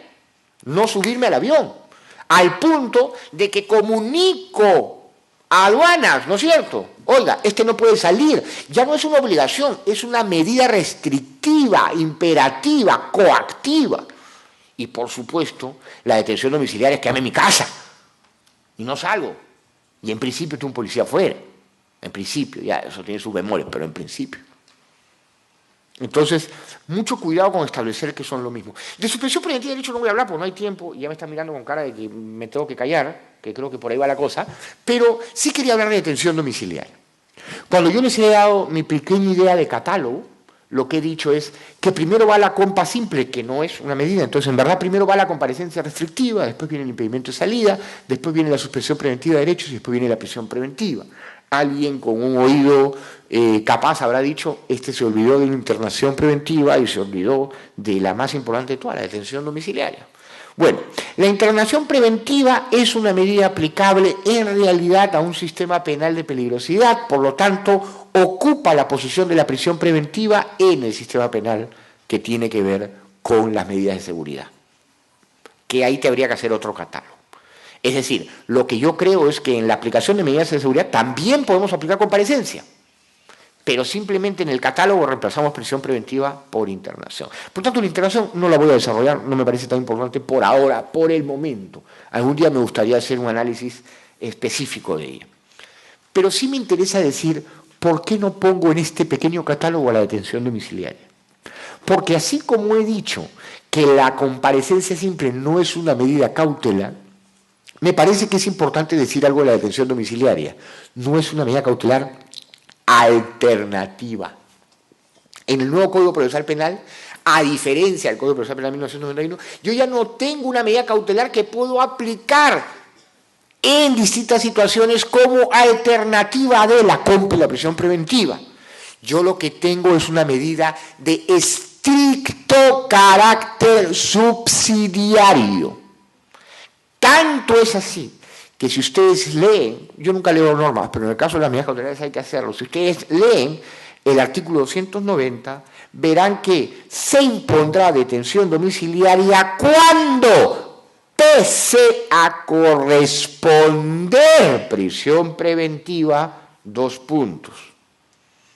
Es decir, en el código queda claramente establecido, señores, que cuando ustedes tengan que aplicar la detención domiciliaria, por el amor de Dios, no se vayan de frente a si es mayor de 65 años, adolece una enfermedad grave incurable, sufre incapacidad física, no se vayan de frente.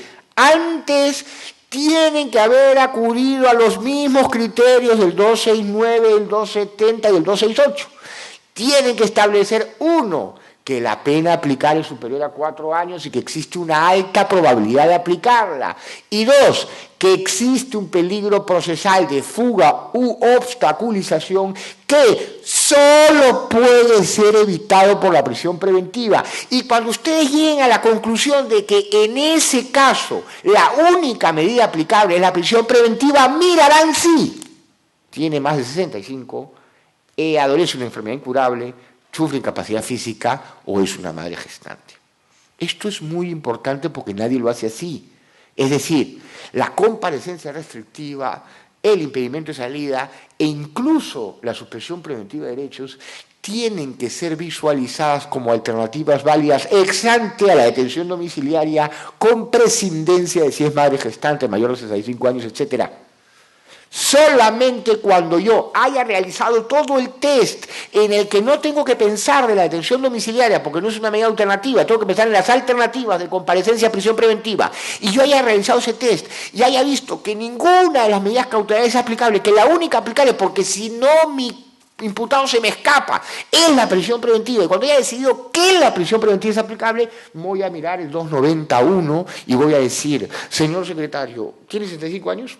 Señor secretario, adolece una enfermedad grave, señor secretario, y al momento en que yo permita identificar esa cuestión, aplicaré la detención domiciliaria. es subsidiaria. Y desde luego, se le puede aplicar al imputado cuando la solicite el fiscal o cuando el fiscal solicite prisión preventiva. Lo que no puedo es que alguien me pida comparecencia restrictiva a un fiscal y yo le aplico detención domiciliaria. Eso no puedo. La podré aplicar si me la piden expresamente o si me piden prisión preventiva.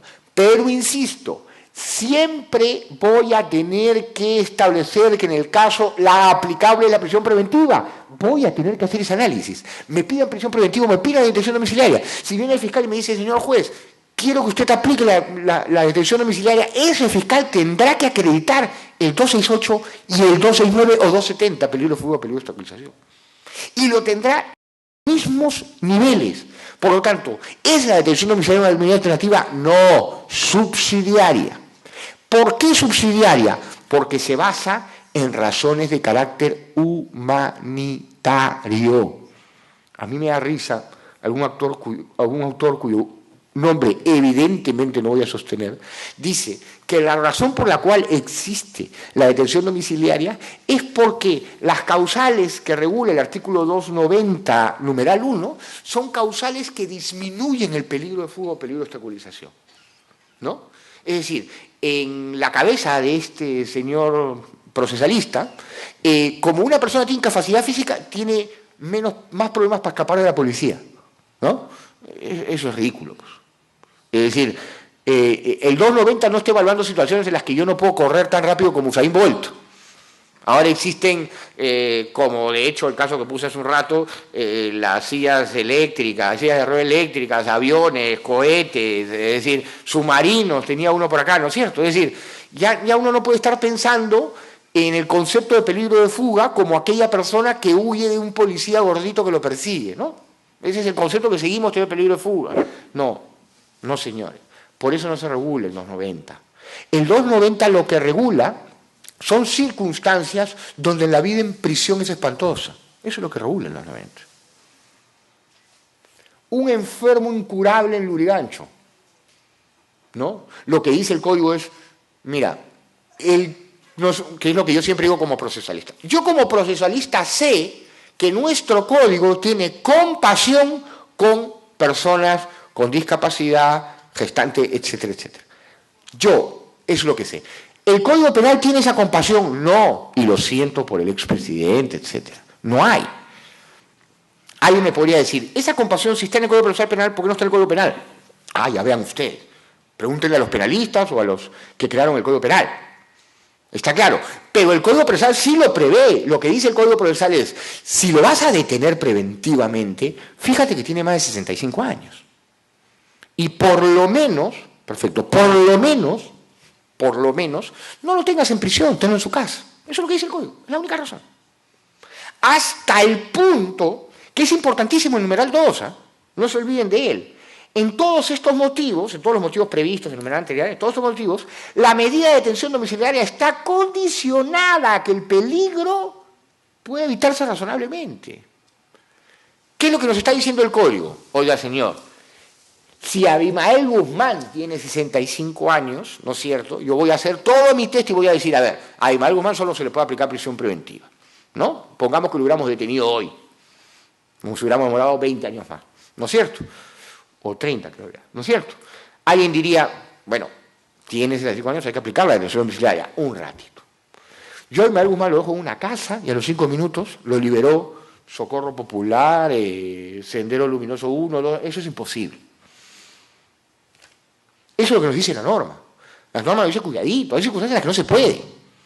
Claro, serán el 1% de los casos, que es el caso que pasó en la Corte Superior de Lima, a Momón, ¿no? A Momón en esta decisión que además yo considero que es una decisión ilegal de vencido el plazo de otorgo de detención domiciliaria, como si la detención domiciliaria no tuviera plazo, ¿no es cierto? Pero bueno, es una decisión que ha tomado esta Corte y la respeto fundamentalmente. A Momón lo querían llevar a su casa, ¿qué dijo la policía? Alguien sabe acá seguramente, ¿no? Sí, vamos a su casa, no era en barracón en su casa, ¿no? Y había que cuidarle la puerta, ¿y quién cuidaba a los policías, no? Es decir, hay circunstancias en las que no se puede aplicar la detención domiciliaria. Desde luego, porque es sencillamente inviable, pero estamos de acuerdo en que son las menos. En la mayoría de veces la detención domiciliaria va a funcionar. ¿Qué discusión planteo yo en torno a una jurisprudencia alguna vez expuesta en Huacho? que pudo en un libro condensar la doctora Cecilia Vicens. Un señor cumple 65 años en prisión y pide que se le aplique la detención domiciliaria. ¿Qué dijo la sala? En un argumento que me parece enredado e ilegal. Dice, no, el código no prevé cambiar la detención por la detención domiciliaria. A ver, yo digo un ratito. Y lo tiene que prever, prevé la variabilidad de todas las medidas, como regla general.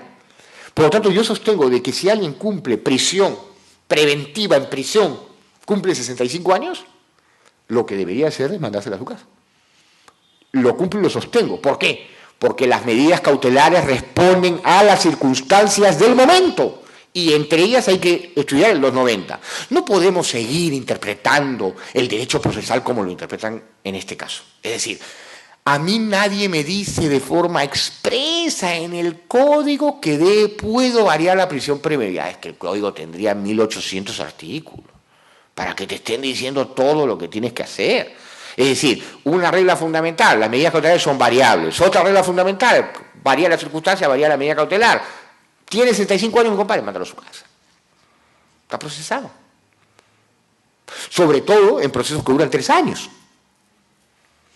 Y otra cosa, mucho mejor regulación, yo con esto acabo, doctor, con la disculpa del caso, una mucho mejor regulación, por ejemplo, tiene el sistema colombiano que el sistema peruano. Madre gestante, ¿qué es? O sea, si la madre gesta, tiene el hijo, la mandamos para prisión. El Código Procesal Penal colombiano genera una suerte de vacatio, ¿no? Lo que dice es durante la gestación y 6 meses después, y da un espacio. ¿Por qué? Porque esta es una razón humanitaria que más que con el hecho de que la madre sufra prisión gestando, que ya es complicado, también tiene que ver con el interés del niño. Y creo que acá el Código se equivoca, y se equivoca gravemente. Yo creo que ahí ahí el juez va a tener que hacer algo para dotar de sentido a la norma y probablemente, ustedes deben saber más que yo en este término, ampliar el término gestante podría darse de una interpretación razonable. Bueno, he tratado de evaluar problemas. Creo al menos haber dado algunas claves. Esto es muy largo. Al menos ya últimamente no solo hablo de prisión preventiva, pero sí ya aprendí de esto. La dogmática para los libros en tu casa, para las conferencias, problemas. Si no fui lo suficientemente claro, espero serlo la siguiente vez, pero espero ha sido de alguna ayuda. Gracias.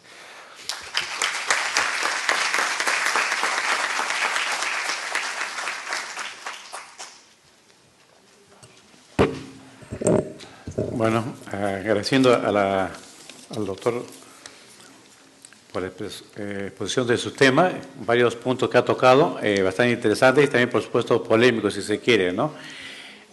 ¿Alguna pregunta de parte del público que está acompañándonos en esta tarde, en esta noche? ¿Alguna pregunta? A ver, sí, doctor, ¿alguna pregunta para el expositor? Una preocupación respecto de la audiencia de prisión preventiva en el caso de los ausentes. Hay una preocupación porque se le encarga a la defensa pública que haga la defensa en la audiencia de prisión preventiva de los ausentes. Se le restringe el derecho del debido proceso en ese sentido, porque ¿cómo es que va a probarse el arraigo domiciliario laboral si no existe, si en esa audiencia no está presente y es no habido? ¿Qué, de repente, alguna alternativa de nuestro expositor, agradeciendo la brillante exposición? Hay que establecer una diferencia en lo que reguló la casación 1.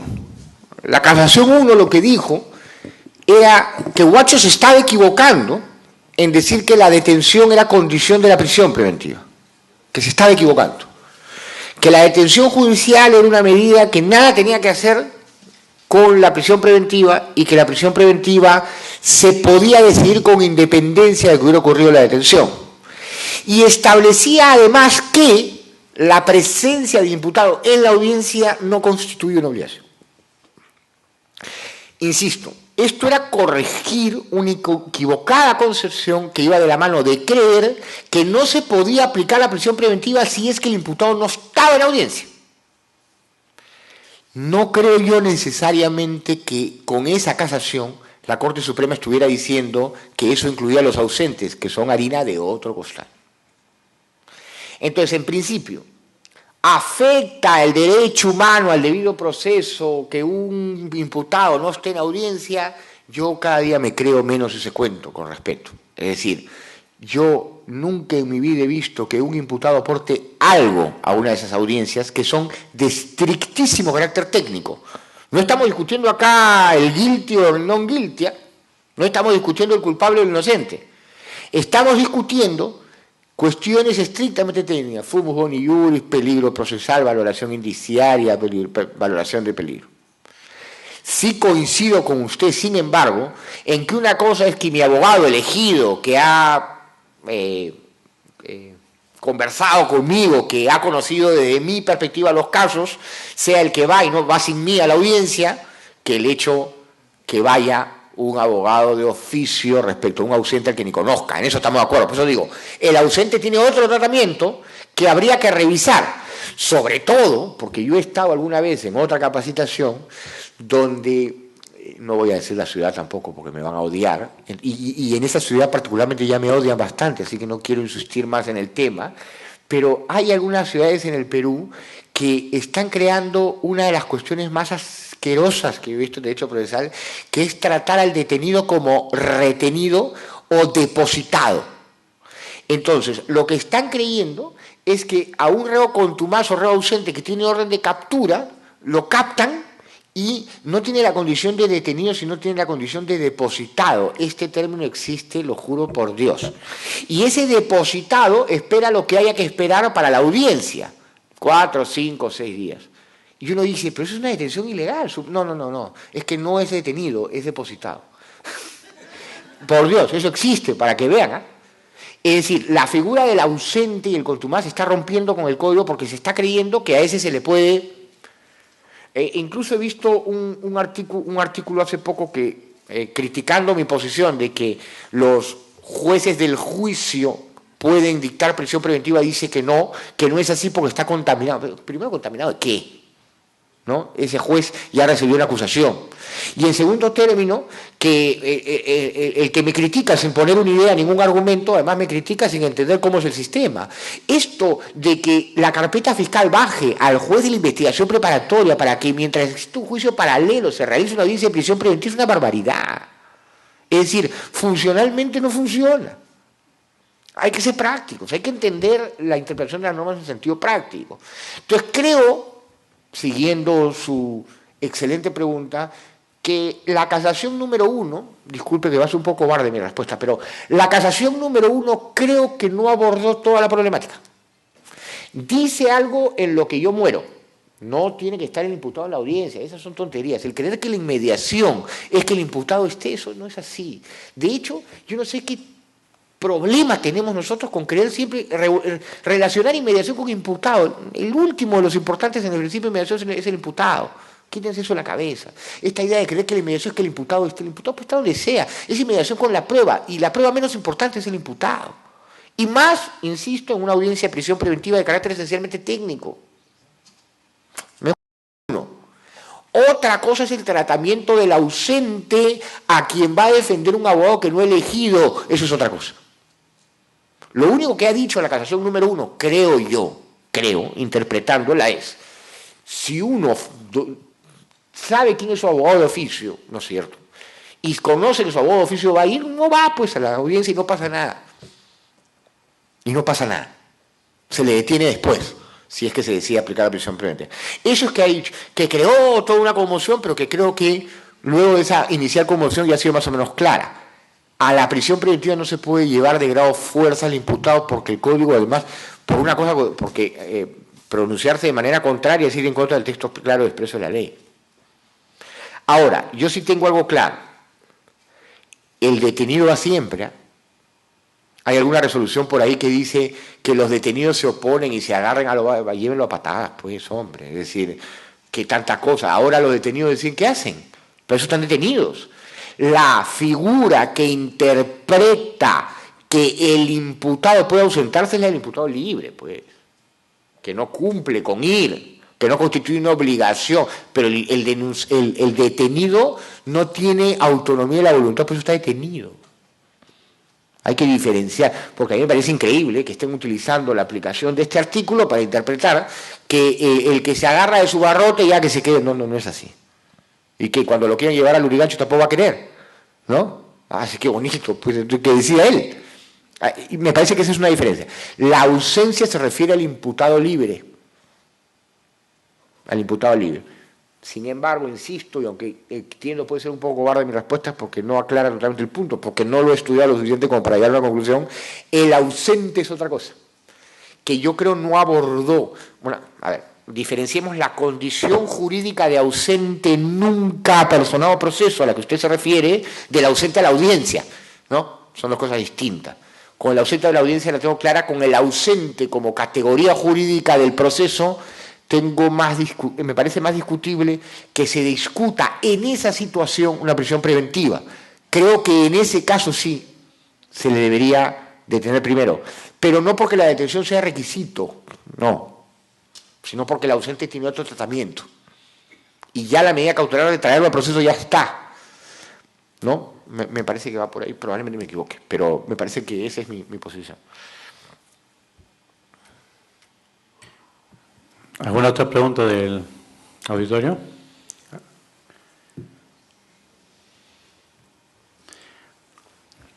Sí.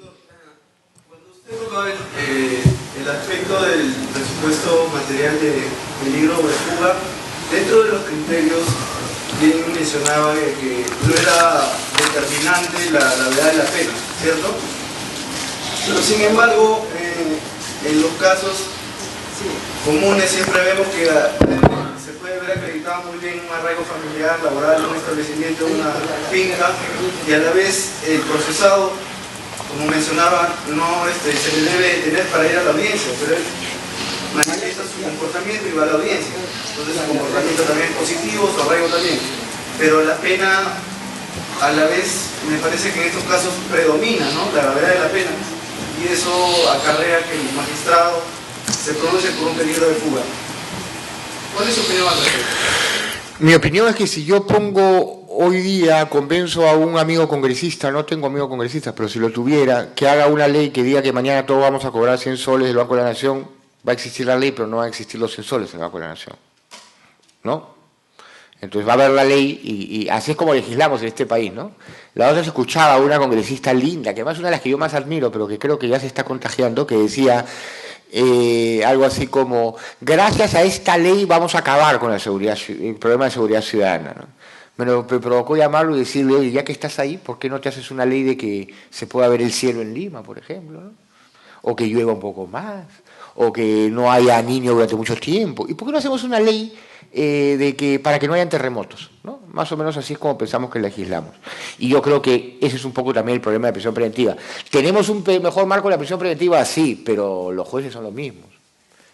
Yo he ido a dar conferencias a ciudades donde hoy eran inquisitivos y en 2 semanas venía el nuevo código. Y yo en esa época participaba activamente, invitado por el Poder Judicial, además para capacitar.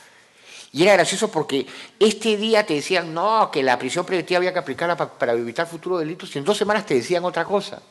Pero era del mismo juez. Entonces, ¿la gravedad de la pena sigue pesando? Sí. Creo que menos, que ya es bastante. Un 10% menos, ahora hemos avanzado. Esto de la justicia se avanza... uno pasa a avanzar como la tortuga, como los camellos, es decir, no es una gran cosa. Pero porque hay que cambiar muchas cosas más. Entre otras cosas, que el fiscal haga un trabajo real. Es decir, aquí el problema es que el fiscal va diciendo 3 cosas, no va con pruebas. Entonces, claro, los jueces se sienten en la obligación de sustituirse en la pésima actuación del fiscal. Esto lo he visto muchas veces, porque al que le cae es al juez. Hay muchos más problemas que ver, pero creo que en líneas generales estamos ya por lo menos entendiendo que con la gravedad de la pena no vale. Ahora, con el arraigo... Yo estoy de acuerdo con la circular, de hecho participé de algunas ideas de su redacción con la circular de prisión preventiva. Formalmente, ojo, yo era en ese momento asesor del presidente de la Corte Suprema, presidente del Poder Judicial, y esa circular pretendió, entre otras cosas, dar mayores luces sobre cosas que se estaban malinterpretando. Y una de las cosas que dice esa circular, yo creo que correctamente, es que el arraigo no es como un botón que se prende y se apaga. El arraigo es algo que hay que valorar desde un contexto de ponderación. Y uno de los grandes problemas que hay en provincia es que el arraigo se considera como una inmunidad. Tiene casa, tiene arraigo, ya no puedes aplicar la prisión preventiva. Oye, el juez, a pesar del arraigo, un ratito, el arraigo es una razón. Además, una cosa, que yo se las aconsejo en el ámbito de la motivación de sus resoluciones. Uno no puede decir que hay arraigo que no hay arraigo, como si fuera, el doctor tiene mi celular o no lo tiene. Así no es el arraigo. Todos estamos arraigados a alguien. El loco que camina por la Plaza de Armas está arraigado a la Plaza de Armas. Por lo tanto, todos tenemos arraigo a algo. Lo que pasa es que si usted tiene casa propia que yo no tengo, usted tiene más arraigo que yo, y luego uno va acomodando ese arraigo. Y una vez que establece, oye, es como decir, tienes un buen arraigo o tienes un mal arraigo. Es una cuestión de calidad.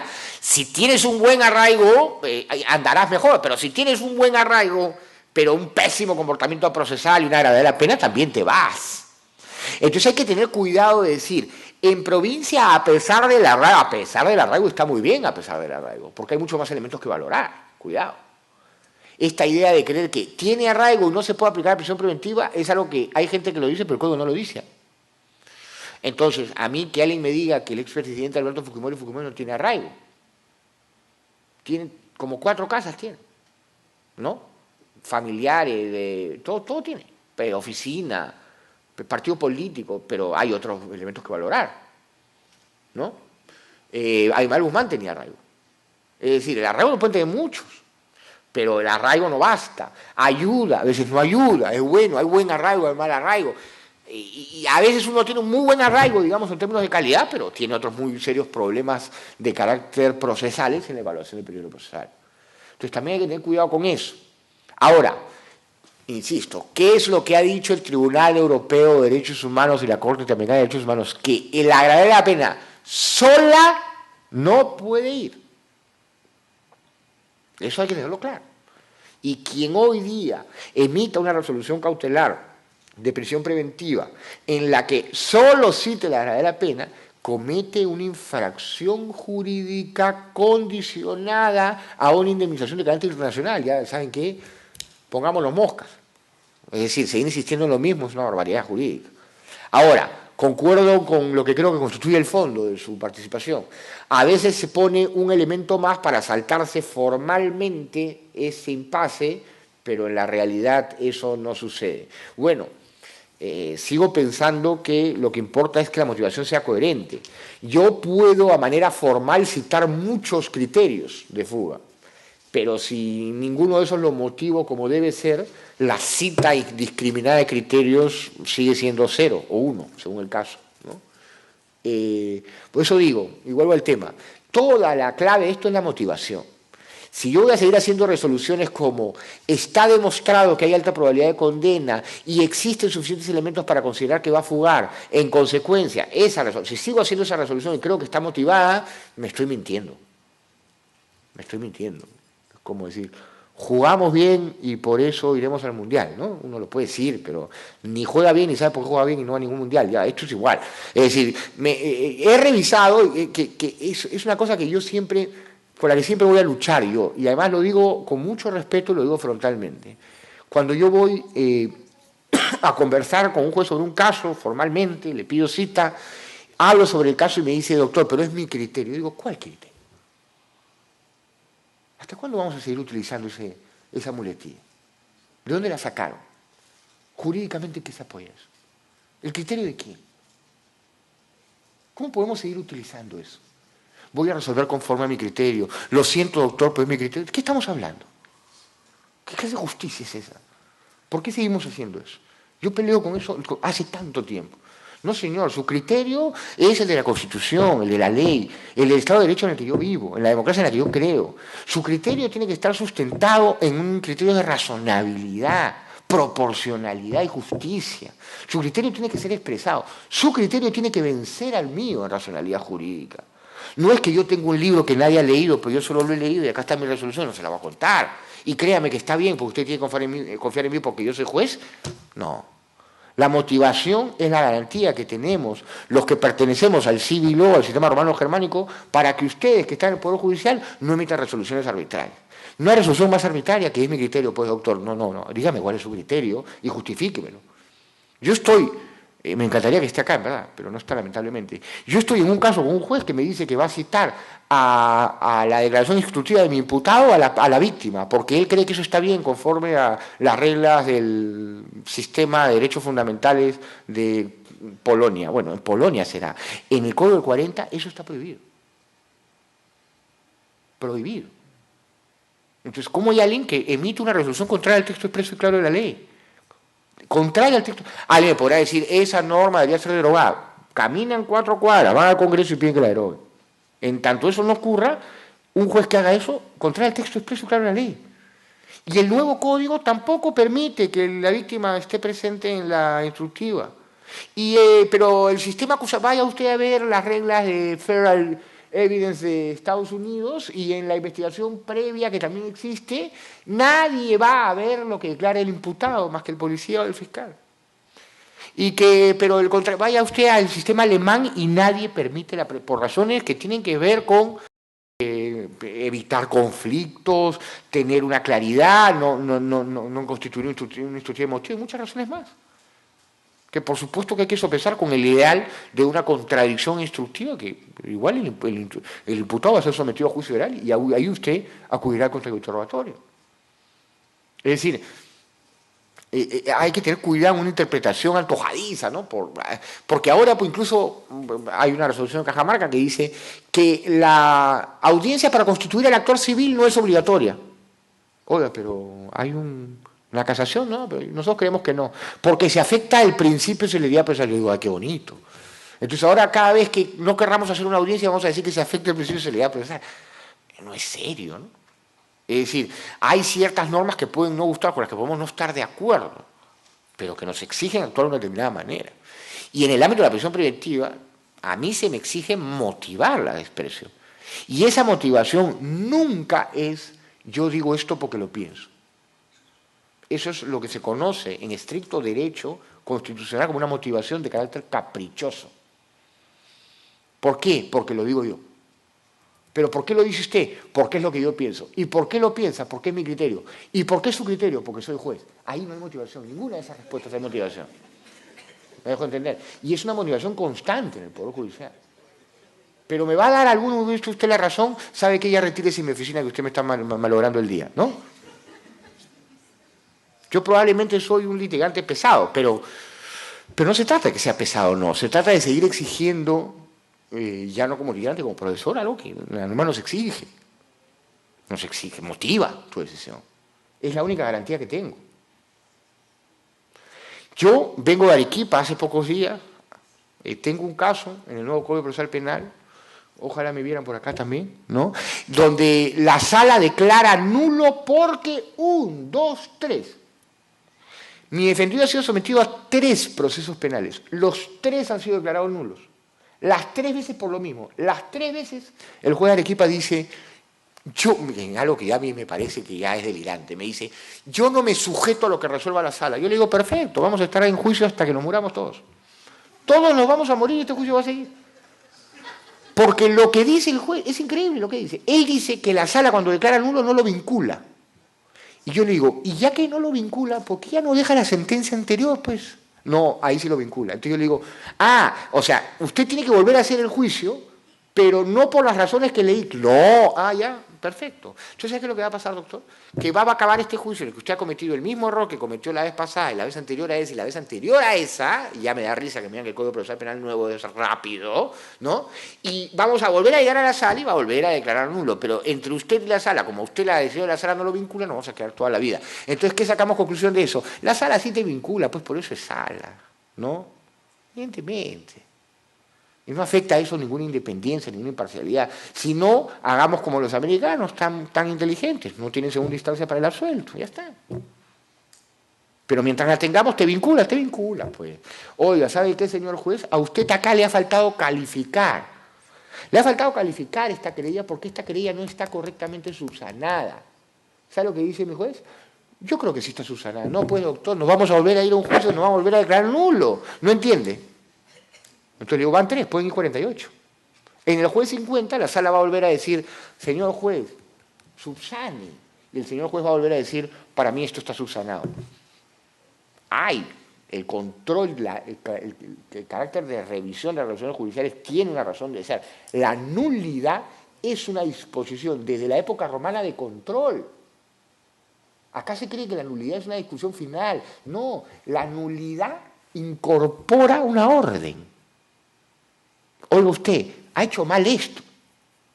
¿Qué es lo que se está diciendo en la sala? A lo bien, ¿no? Pero si no hemos entendido eso, no hemos entendido nada. O sea, es prueba ilícita, exclúyala. Ah, no, yo no quiero. No hay justicia. Tienes que te están quedando nulo. Te está diciendo, haz un nuevo juicio, pero esa prueba que incluiste ya no la incluya. Hay gente acá que todavía dice que el principio de independencia a mí me garantiza a que yo no me sujete por las órdenes de la sala. Ah, qué maravilla. Pues. Hay que tener cuidado e interpretar las cuestiones en su correcto sentido. Por supuesto que hay independencia, imparcialidad, motivación, pero también hay ciertas reglas que vinculan y dan coherencia al sistema. Habiendo escuchado unas experiencias interesantes del doctor, parecen increíbles, son increíbles en realidad.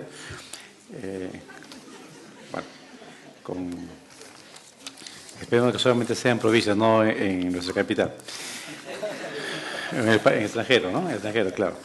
Bien, a nombre de la Comisión de Capacitación del Área Penal, quien habla integrante de esta comisión, y también en este caso el doctor Aldo Figueroa Navarro, presidente de la comisión, el doctor Iván Alberto Saquero Vargas, presidente del Cuerpo Superior de Justicia de Lima, y el doctor Domínguez Aro, director del Centro de Investigaciones Judiciales. Es para nosotros un honor entregarle al doctor Gonzalo del Río Labarte constancia por haber participado esta noche como expositor. Doctor.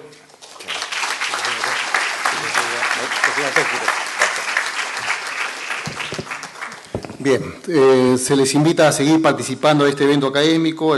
La próxima semana, viernes 22 de noviembre, se llevará a cabo la prueba indiciaria. Y, lógicamente, como la reflexión que ha hecho el ponente, es lógicamente la preparación para que el sistema penal funcione todos los operadores de justicia, entre ellos abogados, fiscales, y, lógicamente, nosotros, desde un punto de vista de redacción de resoluciones judiciales que tiene vinculado al tema de motivación judicial, que se va a llevar a cabo el día viernes 6 de diciembre, donde también se van a llevar destrezas y habilidades para redactar y fundamentar la sentencia, y acá vamos a tener a un ilustre magistrado, el doctor Ricardo Alberto Brucés Salas, quien a todos lo conocemos. Entonces, estamos invitados para los próximos eventos. Gracias. Gracias.